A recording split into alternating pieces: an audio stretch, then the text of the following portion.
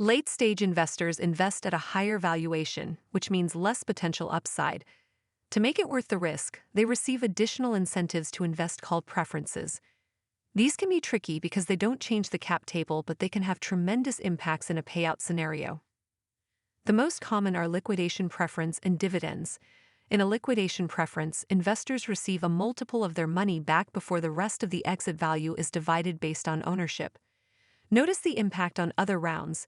Founders owned 50% of the company but only received 35% of the payout. Dividends work the same way but are accrued annually until the exit date instead of being fixed. If this round is participating, that means they receive both their preference payout and their share in the common proceeds. Non-participating investors only receive one or the other, whichever is higher, but not both.